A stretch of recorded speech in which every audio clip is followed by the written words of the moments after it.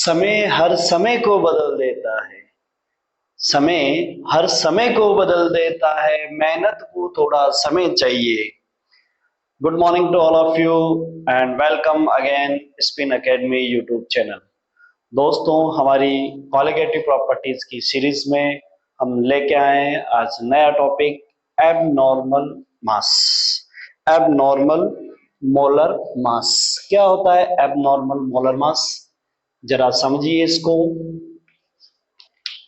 Abnormal molar mass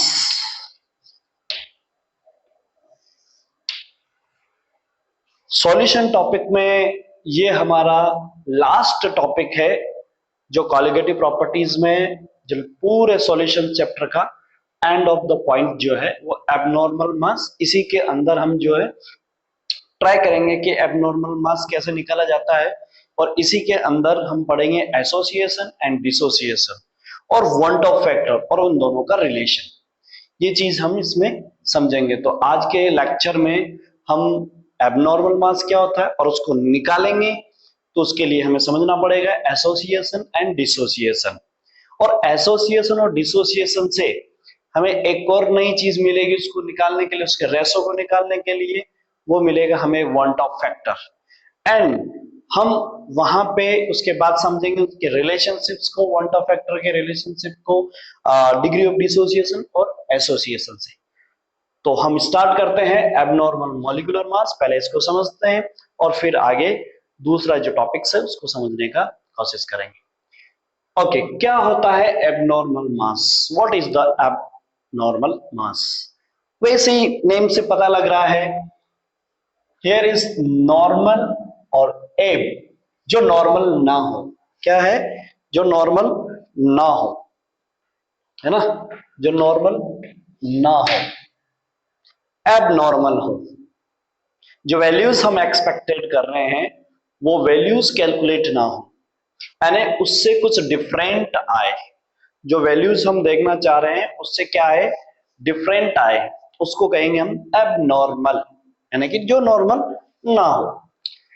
चलिए, हम चल किधर रहे हैं? हमारी है कॉलिगेटिव प्रॉपर्टीज, उसमें हम किसी भी एक कॉलिगेटिव प्रॉपर्टीज को मैं ले लेता हूं और उसमें समझने की कोशिश करते हैं, कोई भी, एनीवन। ठीक है, देखो बेटा, जैसे मैं इसको बात कर लेता हूं, डेल्टा टी बी की बात कर लेते हैं। चलिए, और इसको लेते हैं तो ये directly proportional to mole fraction, या हम बात करें मोलेलिटी। मोलेलिटी मोलेलिटी में भी हमारे पास क्या कंडीशन है? हमने पढ़ा पढ़ा था कि colligative properties is directly proportional to number of moles. Moles पे डिपेंड करती है। क्यों? हम यहाँ पुट करेंगे delta T B equal to क्या होता है यहाँ? Weight upon molecular weight into weight of solvent. मतलब ये तो आपका बी होता था, ये सब बी से रिप्रेजेंट करते हैं, और सॉल्वेंट ऐसे रिप्रेजेंट करेंगे, है ना। तो ये आपके पास वैल्यूज हुआ करती थी, ये आपके पास वैल्यूज हुआ करती थी। अब आप इस पे फोकस कीजिए, इस पे। अगर मैं इन दोनों को इक्वल करके निकालूं, सिर्फ मेरे को T B is directly proportional to इन दोनों का क्या बोलते हैं इनको? Weight upon molecular weight. क्या बोलते हैं इसको? मोल। क्या बोलते हैं बेटा? मोल। और मोल क्या होता है? पार्टिकल्स। मोल में क्या होता है? पार्टिकल्स का नंबर सी तो होता है। तो मैं क्या बोलूंगा, इन दोनों का सब डायरेक्ट आएगा तो क्या आएगा? एन। मतलब आपका ये कॉलिगेटिव प्रॉपर्टी है, this is the colligative properties. अगर ये कॉलिगेटिव प्रॉपर्टीज मोल्स के डायरेक्ट क्या है? प्रोपोर्शनल, यानी कि पार्टिकल्स के क्या है? पार्टिकल्स के क्या है बेटा? ये प्रोपोर्शनल। और अगर मैं दूसरा रिलेशनशिप फाइंड आउट करूं तो मेरे पास है weight upon mass, molar mass. ये रहा मोलर मास। तो मोलर मास के क्या है? ये inversely proportional to T B. क्या बोल दूंगा मैं? इनवर्सली प्रोपोर्शनल टू, है कि नहीं? तो मोलर मास के तो ये क्या है? इनवर्सली प्रोपोर्शनल टू है। इस पूरे टॉपिक में हमें ये दो बातें समझनी और इसी पे डिपेंड है। क्या है? कि कॉलिगेटिव प्रॉपर्टीज इफेक्टेड होती है। तो हम जो सोच रहे थे ना, जितनी हमने कॉलिगेटिव प्रॉपर्टीज पढ़ी ना, उसमें कुछ ना कुछ जो वैल्यूज आनी है उसमें कुछ ना कुछ डिफरेंस क्रिएट होगा। क्यों होगा? क्योंकि जो मॉलिक्यूल्स लिया है उसके नेचर के बारे में नंबर ऑफ पार्टिकल्स तो डिपेंड करती है, लेकिन उनका अपना एक नेचर हो सकता है जिसकी वजह से पार्टिकल्स के नंबर्स पर इफेक्ट पड़ सकता है। हमारी कॉलिगेटिव प्रॉपर्टीज नेचर पे डिपेंड नहीं करती है, नंबर्स पे डिपेंड करती है। लेकिन किसी के नेचर की वजह से उसके नंबर्स चेंज हो जाए तो फिर तो कॉलिगेटिव प्रॉपर्टी इफेक्टेड होगी, है ना। तो क्या होता है उसको समझेंगे, है ना। चलिए, अगर उसके नेचर से नंबर्स में चेंज नहीं आए तो उसका नेचर का कोई इफेक्ट होगा ही नहीं प्रॉपर्टी पर, ठीक है ना। तो ये बात समझिएगा। तो इसलिए हम ये नहीं कह सकते कि उसके नेचर की वजह से इफेक्टेड होते हैं। अगर नेचर की वजह से नंबर्स इफेक्टेड होंगे तो ही कॉलिगेटिव प्रॉपर्टी इफेक्टेड होगी, ठीक है। तो देखो जरा, अब आपके पास क्या है, दो चीजें हमने नोटिस की है sir. Number one, directly proportional to particles, और number two, inversely proportional to molar mass. ये क्या है? डायरेक्टली प्रोपोर्शनल, है ना। ये डायरेक्टली प्रोपोर्शनल है और ये इनवर्सली प्रोपोर्शनल है। ध्यान रखना इस बात का, ये दो चीजें रखनी है हमें पता, नंबर्स और मोलर मास।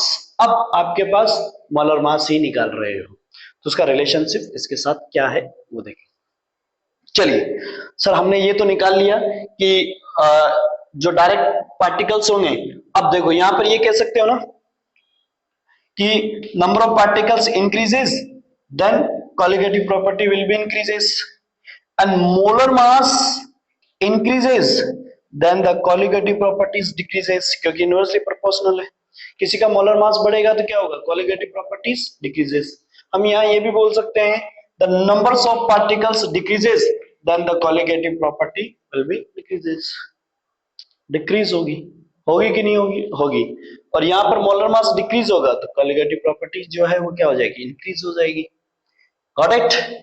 इन दो रिलेशनशिप से ये बात समझ में आ गई है। ओके, अब बात करते हैं अपन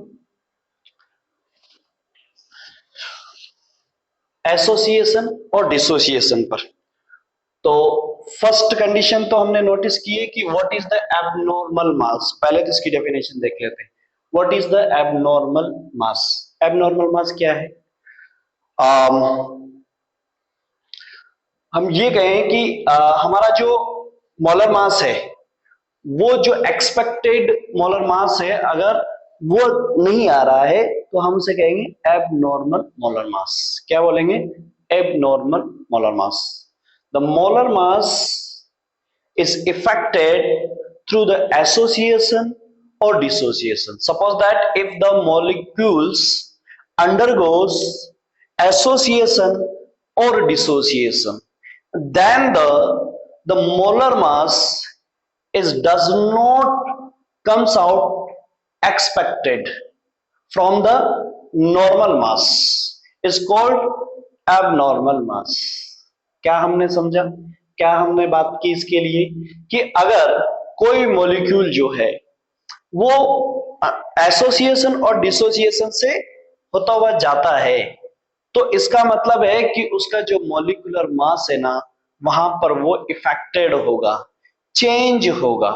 अगर वो चेंज होता है तो हमारा जो नॉर्मल मास आना चाहिए था, हम जिसका एक्सपेक्टेड कर रहे थे, वो नहीं आएगा। ऑब्जर्व्ड मॉलिक्यूलर मास वो नहीं आएगा, वो कुछ अलग आएगा, चेंज होके आएगा। तो जो चेंज होके आया उसी को हम कहेंगे abnormal molar mass. Got it? I think definition भी समझ में आ गई होगी। तो एबनॉर्मल मोलर मास को समझने के लिए हम सबसे पहले समझेंगे नंबर वन, एसोसिएशन और डिसोसिएशन। तो देखो, एसोसिएशन क्या है, डिसोसिएशन क्या है? एसोसिएशन, पहले एसोसिएशन समझते हैं और फिर डिसोसिएशन समझेंगे। डिसोसिएशन क्या होगा? डिसोसिएशन, एसोसिएशन एंड डिसोसिएशन, क्योंकि हमने हमारी डेफिनेशन में बोला है मॉलिक्यूल्स अंडरगोस एसोसिएशन और डिसोसिएशन। अगर वो एसोसिएट हो जाए और डिसोसिएट हो जाए तो फिर वो मॉलिक्यूल जो हम एक्सपेक्ट कर रहे हैं वो नहीं आएगा, चेंज आएगा, इसी वजह से एबनॉर्मल। अब जब टर्म्स इंट्रोड्यूस हो गई है एसोसिएट और डिसोसिएशन की, तो पहले एसोसिएशन क्या होता है, डिसोसिएशन क्या होता है, उसको समझते हैं।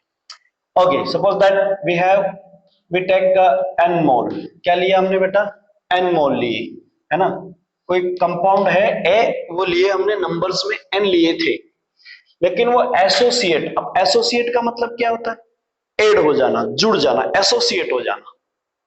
डिसोसिएशन का मतलब क्या है, एक एटम है वो टूट के दो में चला गया, इस dissociate into more than two और मोर देन टू और मोर देन टू पार्टिकल्स। तो वो टू और मोर देन टू पार्टिकल्स में डिसोसिएट हो सकता है, मतलब एक है दो से ज्यादा में वो अलग हो सकता है, टूट सकता है, तो वो डिसोसिएशन।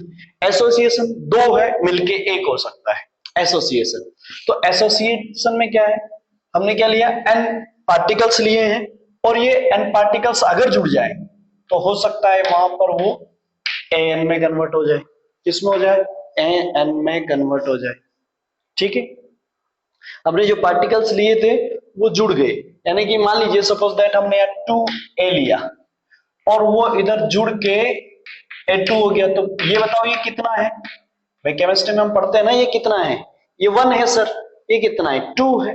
जैसे कि हमने कहा 2 हाइड्रोजन H2, यहां हाइड्रोजन एटम कितने हैं, 2, और यहां हाइड्रोजन मॉलिक्यूल कितना है, 1।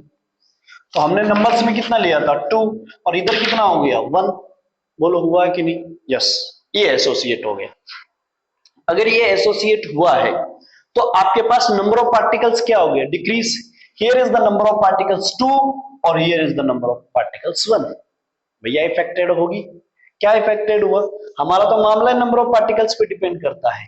तो यहां पर एसोसिएशन में क्या हो गया, एसोसिएशन में क्या हो गया, number of particles decreases, number of particles decreases if any molecules the undergoes with the association with the association। अगर एसोसिएशन से जाता है तो वहां पर number of particles decreases, there is the number particles will be decreases, वहां पर decreases होगा। अगर डिक्रीजेस हुआ तो colligative properties increases, sorry, decreases, also decreases, because the colligative property is directly proportional to n। तो number of particles n है, the particles is decreases, the number of particles decreases, then the colligative property will be decreases। तो association में colligative properties क्या हो जाएगी बेटा, decrease होगी, क्या होगी, डिक्रीज होगी। ध्यान रखना इस बात का, why, because the number of particles are decreases to their through the association process। Association process के थ्रू क्या हो रहा है, डिक्रीज हो रहा है, इसीलिए। चलिए दूसरी कंडीशन देखिए, यहां पर एक पार्टिकल्स का जो मास था वो 1 था, जहां पर एक पार्टिकल्स का मास 1 + 1 = 2 हो गया। तो अब आप नोटिस करोगे, तो अगर दो मॉलिक्यूल्स एसोसिएट हो रहा है तो वहां पर जो उसका मॉलिक्यूलर मास है वो क्या हो जा रहा है, इंक्रीज हो जा रहा है। क्या हो रहा है, इंक्रीज हो रहा है। अगर मोलर मास जो है वो इंक्रीज हो रहा है आफ्टर एसोसिएशन, आफ्टर एसोसिएशन अगर वो इंक्रीज हो रहा है तो कॉलिगेटिव प्रॉपर्टीज क्या हो जाएगी, डिक्रीज हो जाएगी, क्योंकि the molecular mass inversely proportional to colligative properties, inversely proportional है कॉलिगेटिव प्रॉपर्टीज के। अगर मॉलिक्यूलर मास बढ़ेगा तो कॉलिगेटिव प्रॉपर्टीज डिक्रीजेस होगी। बोलो ये दोनों बात समझ में आ गई कि नहीं आई, आ गई। यहां कुछ ही नहीं करना है, if the particles undergoes the association then the number of particles is decreases to their and molar mass increases to there, then the colligative properties are affected। colligative properties sorry is affected। क्या affected होगा उसका, colligative properties with respect to number of particles क्या हो जाएगी, decreases, and with respect to molecular mass increases, sorry decreases, है ना। हाँ मास बढ़ेगा ना, हाँ मास बढ़ेगा तो कॉलिगेटिव प्रॉपर्टीज डिक्रीजेस। ध्यान से सुनिएगा, नंबर ऑफ पार्टिकल्स डिक्रीज हो रहे हैं इस रेस्पेक्ट में तो कॉलिगेटिव प्रॉपर्टीज डिक्रीज है, एंड मॉलिक्यूलर मास इंक्रीज हो रहा है तो इंक्रीज होगा तो कॉलिगेटिव प्रॉपर्टी डिक्रीजेस। इसका मतलब टोटली एसोसिएशन में कॉलिगेटिव प्रॉपर्टीज क्या होती है, डिक्रीज होती है। क्या हुआ बेटा, एसोसिएशन में कॉलिगेटिव प्रॉपर्टीज कंप्लीटली डिक्रीज हो रही है। ओके, डिसोसिएशन में देखिए, डिसोसिएशन में क्या है, हमने लिया ए पार्टिकल्स, वो ए पार्टिकल्स क्या हो जा रहा है, डिसोसिएट हो रहा है, और डिसोसिएट होके क्या हो जा रहा है, वो एन ए बना दे रहा है ना, एन ए बना दे रहा है। एक लिया था, एक लिया था, आप ऐसे मान लीजिए कि लिया आपने ऐसा, और ये डिसोसिएट होके बना दिया। जैसे कि आपने H2 लिया था, है ना, और वो डिसोसिएट होके H बना दिया। आपने लिया कितना था, है ना, we taken one molecules, one molecule लिया है, वन मॉलिक्यूल लिया है, तो वन मॉलिक्यूल लिया तो वो डिसोसिएट होके कितना हो जा रहा है, 2। यहां पर क्या हो रहा है, नंबर ऑफ पार्टिकल्स क्या हो रहे हैं, इंक्रीज हो रहे हैं। क्या हो रहे हैं, नंबर ऑफ पार्टिकल्स इंक्रीज हो रहे हैं। अगर नंबर ऑफ पार्टिकल्स इंक्रीज होंगे then the colligative property will be increase. Colligative property क्या होगी, इंक्रीज होगी। तो इन डिसोसिएशन कॉलिगेटिव प्रॉपर्टीज क्या हो रही है, इंक्रीजेस हो रही है। मॉलिक्यूलर मास की बात करो, यहां पर मॉलिक्यूलर मास 2 था, अब यहां पर एक का मॉलिक्यूलर मास 1 हो गया। यहाँ एक का मॉलिक्यूलर मास 2 था, यहाँ एक का मॉलिक्यूलर मास 1 हो गया। तो मॉलिक्यूलर मास क्या हो गया, डिक्रीज हो गया। और मॉलिक्यूलर मास डिक्रीज होगा तो कॉलिगेटिव प्रॉपर्टी इंक्रीज होगी। क्या होगी, इंक्रीज होगी। इसका मतलब completely in a dissociation the colligative properties increases, colligative properties increases and association colligative properties decreases. I think ये दोनों बातें समझ में आ गई होगी कि ये किस तरह से इफेक्टेड है कॉलिगेटिव प्रॉपर्टीज से। ठीक है, समझ में आई। अब कॉलिगेटिव प्रॉपर्टीज जब दोनों समझे आपने, एसोसिएशन एंड डिसोसिएशन, टूटना और जुड़ना। जैसे कि यहाँ एग्जांपल पे मैं लूं, कौन ऐसे होंगे, नॉन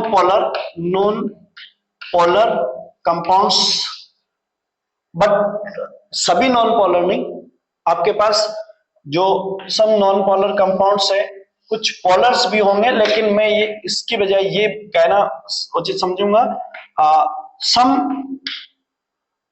कोवलेंट बॉन्ड या कोवलेंट कंपाउंड, सम कोवलेंट कंपाउंड्स।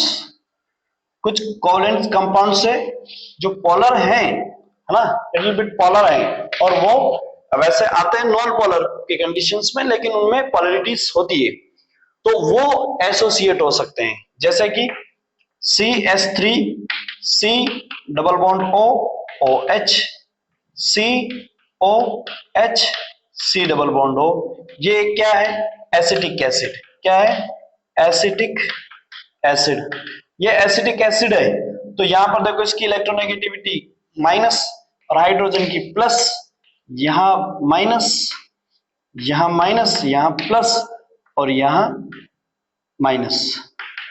हमें पता है hydrogen bonded to more electronegative element oxygen, और इसी वजह से यहाँ क्या होगा, पोलराइजेशन होगा। पोलराइजेशन होगा तो ये क्या होगा, यहाँ पर एक्स्ट्रा बॉन्ड बनेगा।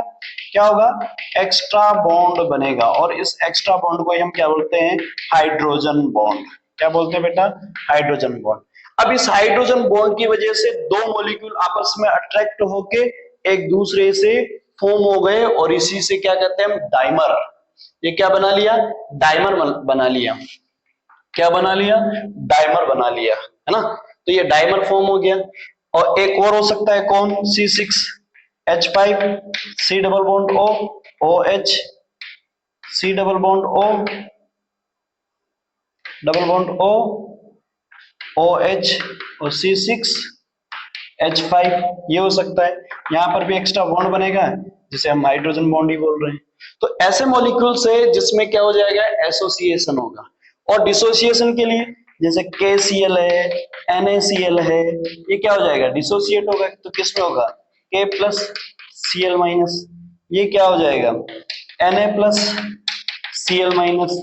या एनी कंपाउंड्स है, एनी कंपाउंड्स पोलर होते हैं, तो ये क्या हो गए, इस तरह से डिसोसिएट होगा। तो लिया आपने 1 था और टूट के कितने में हो गए, 2 में। तो 1 था 2 हो गया, है ना, 1 था 2 हो गया। तो मॉलिक्यूल्स इस तरह से डिसोसिएट हुए। तो नंबर ऑफ पार्टिकल्स यहाँ इंक्रीज हुए, जबकि नंबर ऑफ पार्टिकल्स यहाँ डिक्रीज हुए। मॉलिक्यूलर मास वहां इंक्रीज हुआ, मॉलिक्यूलर मास यहाँ डिक्रीज हो गया। बोलो बात सही है?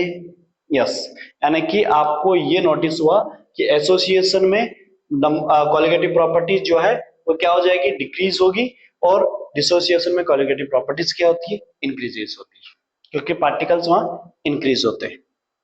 चलिए, आपको एबनॉर्मल मान समझ में आ गया, एसोसिएशन समझ में आ गया, डिसोसिएशन समझ में आ गया, दोनों बातें समझ में आ गई। अब हम जो नई बात पढ़ने जा रहे हैं वो है वन टॉप फैक्टर। क्या है बेटा? One Hoff factor. I think यहां तक तो आपको विजिबल होगा, है ना? वन टॉप फैक्टर क्या है, चलिए देख लेते हैं।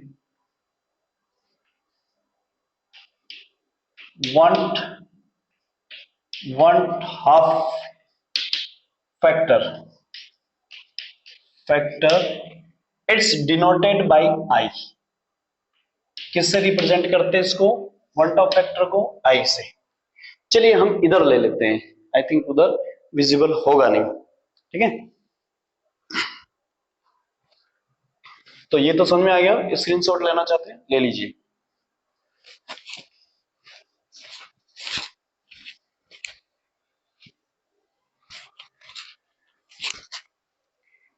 तो एबनॉर्मल मास तो आपको समझ में आ गया है।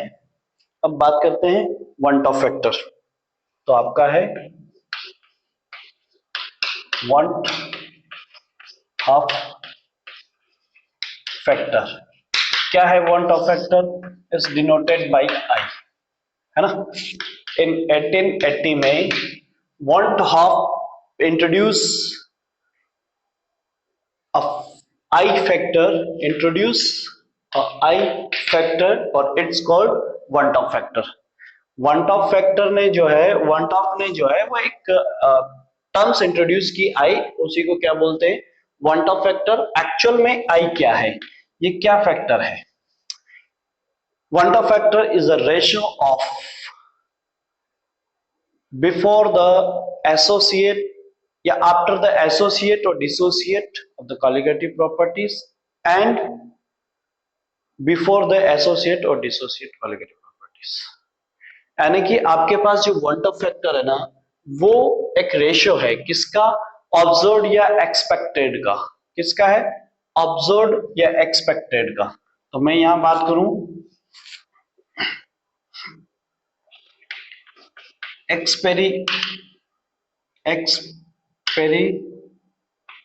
एक्सपेरिमेंटल और ऑब्जर्व्ड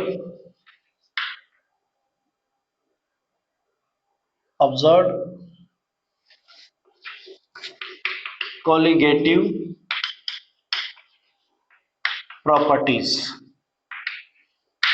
अपॉन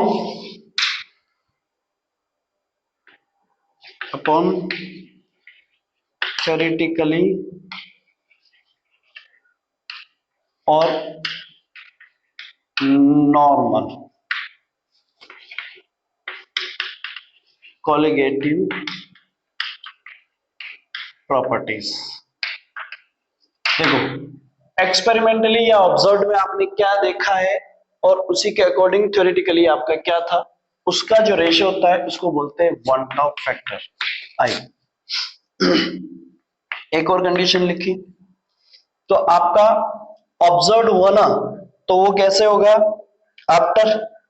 तो आपने क्या किया, एसोसिएट और डिसोसिएट, एसोसिएट और डिसोसिएट, एसोसिएट और डिसोसिएट। तो ये किसके? बिफोर, सॉरी बिफोर क्या, आफ्टर एसोसिएट और डिसोसिएट मॉलिक्यूल्स और बिफोर एसोसिएट और डिसोसिएट। मतलब एसोसिएट और डिसोसिएट होने के बाद जो क्या ऑब्जर्व हुआ वो, और बिफोर द यानी उससे पहले क्या था। एक और देखो यहां पर है ना, आप यहां बोल सकते हो आफ्टर एसोसिएट और dissociate particles number of particles, यहां पर भी नंबर ऑफ पार्टिकल्स। देखो यहां पार्टिकल्स की बात चल रही थी, ठीक है। अब यहां पर थोड़ा सा आई जो है ना, अगर मैं बात करना चाहूं with respect to molar mass, तो देखो ये किसके रेस्पेक्ट में था बेटा, ये रेस्पेक्ट में था नंबर ऑफ पार्टिकल्स के, है ना। तो यहां पर कैसा आ रहा था, एक्सपेक्टेड, थ्योरेटिकली, ऑब्जर्व्ड यानी होने के बाद। ऊपर तो क्या लिया हमने, सब कुछ थ्योरेटिक या एक्सपेरिमेंटली ऑब्जर्व यानी कि एसोसिएट या डिसोसिएट होने के बाद की वैल्यू यहां रखी और पहले की वैल्यू यहां रखी। अब नॉर्मल में उल्टा रख देंगे क्योंकि वो इनवर्सली प्रोपोर्शनल है। तो मैं क्या कर रहा हूं, ऊपर नॉर्मल मोलर मास, ये मोलर मास के रेस्पेक्ट में, normal molar mass and observed molar mass, molar mass. तो ऑब्जर्व्ड मोलर मास और नॉर्मल मोलर मास मैं ये ले रहा हूं। तो नॉर्मल मोलर मास क्या होगा और उसका ऑब्जर्व्ड मोलर मास क्या होगा, उसके रेस्पेक्ट में ये आपके पास आ गया है दोनों चीजें, ठीक है। तो आई होप कि आपको ये दोनों बातें समझ में आ गई होगी कि कॉलिगेटिव प्रॉपर्टीज जो वन टॉप फैक्टर है उसका आई तीन तरह से निकाला जा सकता है, experimentally observed colligative properties and theoretically और नॉर्मल कॉलिगेटिव प्रॉपर्टीज आफ्टर और dissociation association number of particles और before the association dissociation number of particles। और with respect to molar mass की बात करें तो normal molar mass upon observed molar mass ये हो जाएगा, ठीक है। अब हम बात कर लेते हैं, देखो जरा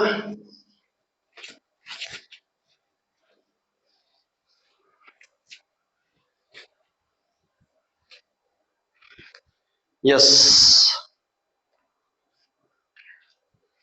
अगर यही कुछ था, वन टॉप फैक्टर यही था, तो ये चीज हमने जो वन टॉप फैक्टर निकाली है ये हम समझेंगे कि उसके मास के रेस्पेक्ट में किस तरह से होगा। तो one Hoff factor I hope आपको समझ में आ गया होगा कि पार्टिकल्स कहां से लेने कैसे लेने, उसका जो रेशो होता है वो क्या होता है, वन टॉप फैक्टर होता है।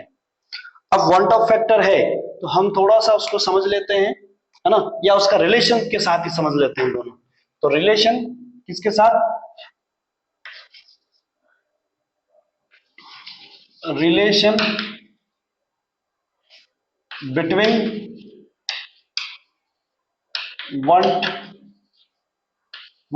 हाफ फैक्टर एंड एसोसिएशन या एसोसिएट मॉलिक्यूल्स, उनके बीच में बात समझते हैं, या डिग्री ऑफ एसोसिएशन बोलो इसको, क्या बोलोगे, डिग्री ऑफ एसोसिएशन। क्या होता है डिग्री ऑफ एसोसिएशन, अभी समझेंगे क्या होगा। जैसे कि आपने यहां पर देखा था ना, मैं यहीं पे ड्रॉ कर देता हूं, जो पहले वाला था क्या था, आपने एन मोल्स लिए थे और वो क्या बन गए थे, एन बन गए थे। तो आपने रिएक्शंस में मान लीजिए कि आपने ये टोटली वन लिया, क्या लिया, वन लिया, और इस वन में से ये कुछ बन गया एसोसिएट हो गया। ऐसा जरूरी नहीं है ना कि कंप्लीटली एसोसिएट जितना आपने लिया वो सब के सब पार्टिकल्स एसोसिएट हो गए होंगे, ऐसा कोई जरूरी नहीं है। तो जितना भी एसोसिएट हुआ है तो ये बन गया एसोसिएट अल्फा एन, ऐसे बोल सकते हो आप, है ना। अब यहां पर मान लीजिए कि मैं ऐसा बोल दूं, या तो आपने पढ़ा भी होगा, जीरो टाइम पर ये वन था, ये जीरो था, और T equal to T time पर ये वन है और ये अल्फा बन गया। अगर ये अल्फा बन गया तो बताओ यहाँ क्या रहा, यहाँ वन था, अब यहाँ वन नहीं रहा होगा, यहाँ वन माइनस अल्फा रहा होगा, है कि नहीं है। अब इसको नोटिस करो, आप एक्चुअल में ये अल्फा बना लेकिन किस फॉर्म में बना, एन फॉर्म में बना। तो जितना आपने लिया उसका क्या हो गया, हाफ, मतलब आपने यहाँ क्या लिया, जैसे 2H लिया और यहाँ बन गया H2, तो 2 के रेस्पेक्ट में क्या हो गया, हाफ हो गया ना, 2 के रेस्पेक्ट में हाफ हो गया, किससे, नंबर से। तो नंबर से हो गया, तो मैं इसको क्या कर दूंगा, इसको इस तरह से लिखने की बजाय मैं लिखूंगा अल्फा अपॉन एन। क्या लिखूंगा, अल्फा अपॉन एन, यानी कि उसमें जो भी इफेक्ट होगा वो उसके नंबर्स का होगा। क्या होगा, नंबर्स का होगा। बात समझ में आ गई। तो मैंने क्या किया, एन का डिवाइडेशन कर दिया तो ये मिल जाएगा, एम में एन का डिवाइडेशन कर दूंगा तो मुझे ये मिल जाएगा। अब आपको निकालना है, ये तो निकल गया, और इसी को बोलते हैं डिग्री। जो अल्फा है ना, तो अल्फा दिख रहा है, इसी को क्या बोलते हैं, डिग्री ऑफ एसोसिएशन। एसोसिएशन, तो डिग्री ऑफ एसोसिएशन अल्फा है, आई वांट ऑफ फैक्टर है, और ये वैल्यूज। इस रिएक्शन से आपको ये बात समझ में आ गई। अब इसके लिए मुझे वांट ऑफ फैक्टर निकालना है, तो वांट ऑफ फैक्टर निकालूंगा तो I equal to, van't Hoff factor क्या बोलता है कि आपका एक्सपेरिमेंटल नंबर्स और टोटल नंबर्स, यानी कि बिफोर द एसोसिएट और डिसोसिएट और आफ्टर द एसोसिएट और डिसोसिएट। तो आफ्टर द एसोसिएट और डिसोसिएट क्या क्या है, तो एसोसिएट डिसोसिएट होने के बाद एक तो ये वैल्यूज है, एक ये रिमेनिंग्स बची हुई है, तो मैं क्या लिख दूंगा ऊपर, आफ्टर एसोसिएशन, और यहां वैल्यूज आएगी बिफोर एसोसिएशन। तो वैल्यूज पुट करो, क्या होगी, टोटल ये और ये आफ्टर एसोसिएशन, तो 1 minus alpha plus alpha upon N upon before the association dissociation, ये रही। यहां जब एसोसिएशन और डिसोसिएशन नहीं होता उससे पहले वैल्यूज कितनी थी, 1 1, तो ये आ गई आपकी आई।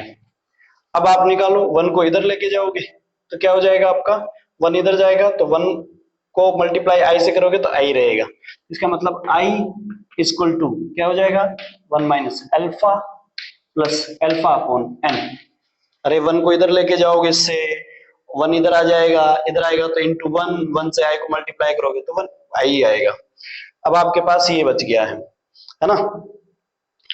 अब देखो आप क्या कर सकते हो, ये वैल्यूज है पूरी की पूरी वैल्यूज, इसमें n नीचे है, क्या है, n नीचे है, तो इसका वैल्यूज निकालोगे आप, कैसे निकालना होगा अपना, इस 1 को मैं इधर लेके जाऊं, इस 1 को अगर मैं इधर लेके जाता हूं तो मेरे पास हो जाएगा i minus 1 equal to alpha plus alpha upon N. अच्छा एक काम और कर लेते हैं, पहले यहां पर कॉमन वैल्यूज निकाल लेते हैं। कॉमन वैल्यूज क्या है, आपके पास अल्फा कॉमन वैल्यूज है, तो अल्फा को कॉमन करोगे तो यहां क्या हो जाएगा, यहां पर क्या हो जाएगा, आई इक्वल टू 1 माइनस, यहां पर हो जाएगा 1 plus 1 upon N alpha. Alpha हुआ कि नहीं हुआ, हो गया। अब मुझे ये मल्टीप्लाई में आ गया इसलिए ये 1 इधर ले जाना पड़ेगा, 1 में इधर ले आया, तो आपके पास यहाँ क्या बच गया, 1 और माइनस का सिंबल है इसीलिए ये माइनस इससे होगा, तो -1, ठीक है, फिर -1 अपॉन एन और अल्फा क्या हो जाएगा, अल्फा। अब मुझे क्या करना है कि ये सही है ना, हाँ ये अल्फा माइनस हो गया, ठीक है, कहाँ गड़बड़ कर दिया भैया, अच्छा अल्फा रखना है मेरे को, अल्फा रखना है तो पूरी की पूरी वैल्यू कहाँ लेके आ जाऊंगा, इसके नीचे, है ना। तो मैंने यहां पे गड़बड़ किया है क्या, माइनस अल्फा,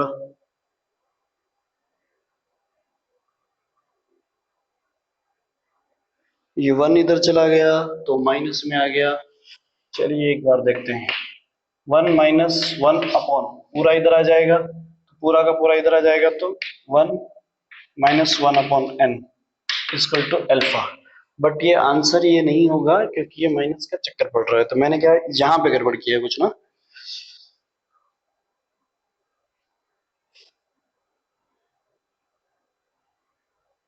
ठीक है, मैंने यहां इसको कॉमन लिया, अल्फा बाहर निकाल दिया, 1 प्लस n बच गया। अच्छा अच्छा अच्छा अच्छा, ठीक है। ये जो है, ये हमने जो माइनस किया है यहाँ पर, तो यहाँ थोड़ी सी मिस्टेक हुई है। ये जो 1 है ना, ये 1 इसके साथ है, मैंने कॉमन लिया, तो यहाँ पर क्या बच गया, ये माइनस, और ये कॉमन इधर आ गया, इसके साथ हुआ है ये, है ना। अब आपके पास क्या हुआ, ये तो इधर चला गया, माइनस हो गया, यहाँ पर ये तो प्लस में ही रहेगा। ये ऐसा है, क्या मैं इसको ऐसे लिख सकता हूं, कैसे लिखूं, ये ध्यान रखना, इस तरह से मिस्टेक्स ना हो जाए।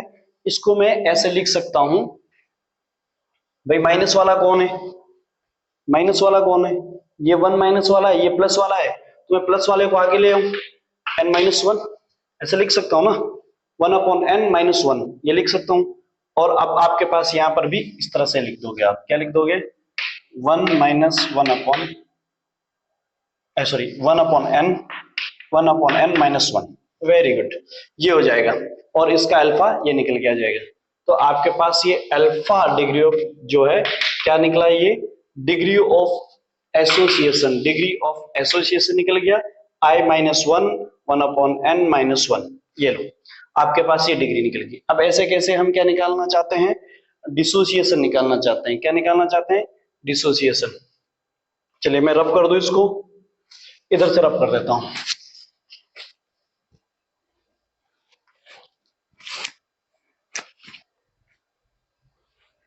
ये कॉमन लेने पे ध्यान रखना है ना।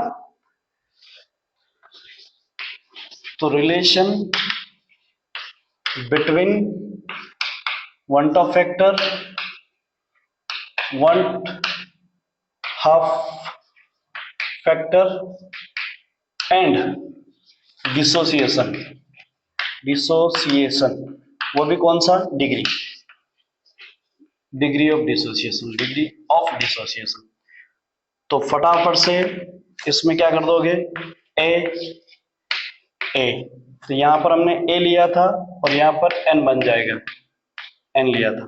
तो अब जैसे आपने यहाँ क्या किया बेटा, यहाँ मैंने लिया 1 और बिफोर द ये 0 है, फिर मैंने 1 लिया, तो ये अल्फा बनेगा, लेकिन अल्फा एन के मल्टीप्लाई में बनेगा तो एन अल्फा बनेगा, और यहाँ पर माइनस अल्फा, क्या है, अल्फा, ठीक है। अब आपने क्या किया, आई फैक्टर निकाला, वही बिफोर द, बिफोर में क्या है, 1 minus alpha plus N alpha upon 1,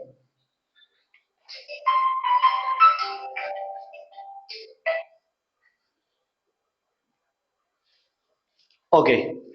तो 1 minus alpha plus N alpha upon N 1, ये कैसे आया, ये ऐसे आया, after association, before association. I think ये बात समझ में आ गई होगी। अब मुझे क्या करना है, यहां से कॉमन निकालना है, कॉमन क्या हो जाएगा, अल्फा कॉमन हो जाएगा, आई इक्वल टू 1 माइनस, यहाँ क्या बच जाएगा, 1 प्लस, यहाँ क्या बच जाएगा, एन, और कॉमन में आ गया अल्फा, कॉमन में क्या आ गया, अल्फा। लेकिन मैं इसको पहले इस तरह से ले जाता हूं ताकि आपको सही से समझ में आए, सही से समझ में आए, क्या है, मैं इसको इधर ले गया, तो 1 equal to 1 minus alpha plus N alpha, इसको मैं इधर ले जाता हूं, -1 equal to alpha plus N alpha. अब लो कॉमन, तो क्या हो जाएगा, कॉमन लेने पर i-1 इक्वल टू, यहाँ पे माइनस का 1 प्लस यहाँ पे n, और आपका आ गया अल्फा। ये सही तरीका है ना, i-1 इक्वल टू, अब मुझे इधर क्या रखना है, इसको है ना थोड़ा सा मैं करेक्ट कर लेता हूँ, क्योंकि माइनस वाली वैल्यू इधर ले लेता हूँ, तो n-1 कर लेता हूँ, और ये अल्फा, मुझे अल्फा रखना है इधर, तो क्या हो जाएगा, i-1 अपॉन, इसको नीचे ले आता हूँ, n-1 इक्वल टू अल्फा, ये है। और यही चीज यहां है, आप पहले इसको इधर लेके जाओ तो ये माइनस में आ जाएगा, फिर उसके बाद आपके पास जो वैल्यूज बचेगी उसमें आप अल्फा को कॉमन ले लेना, जैसे कि मैंने यहाँ अल्फा को कॉमन ले लिया था, ठीक है ना, यहाँ अल्फा को कॉमन ले लिया था, तो यहाँ अल्फा कॉमन आ जाएगा और आपका काम हो जाएगा, ये अल्फा कॉमन आया। इसीलिए ये 1 ले जाने के बाद यहां पर क्या करना है, वन इधर ट्रांसफर करने के बाद कॉमन करना है ना, ताकि आपको प्रॉब्लम्स ना आए। ये वन है और यहाँ अल्फा और ये अल्फा, इसको इधर ले जाने के बाद यहाँ कॉमन ले लो और माइनस आएगा उसको इधर ले लो। तो बस मैंने यहाँ अरेंजमेंट किया है क्योंकि ये -1 पहले अच्छा नहीं लग रहा था, n-1 दोनों एक ही बात है, उसको आप इस तरह से अरेंजमेंट करके निकालो। तो आपके लिए दोनों चीजें निकल गई, relationship between one top factors and degree of association and relations between one Hoff factor and degree of associations. तो आई होप कि आपको डिग्री ऑफ एसोसिएशन और डिसोसिएशन दोनों बातें समझ में आ गई होगी। इसको यहाँ पर देख लेना, एक बार नोटिस कर लेना, वन इधर ट्रांसफर करने के बाद कॉमन लेना ताकि इजी रहे, समझ में आए। ठीक है, आई होप कि आपको ये टॉपिक समझ में आ गया होगा। One Hoff factor, degree of association, dissociation, ये फाइनल आपका पूरा सॉल्यूशन चैप्टर जो है वो कंप्लीट हो गया है, डन हो गया है। और अब हम इनके न्यूमेरिकल्स के बारे में बात करेंगे। तो मिलते हैं नए वीडियो के साथ जिसमें हम इसके न्यूमेरिकल्स जो है, टाइप ऑफ न्यूमेरिकल्स, उनको लेके आएंगे और उसके बारे में डिस्कशन करेंगे। आई होप कि ये वीडियो आपको पसंद आया होगा और अब आप इसे please like and share subscribe जरूर करें। मिलेंगे फिर नए वीडियो के साथ, तब तक के लिए धन्यवाद, थैंक यू।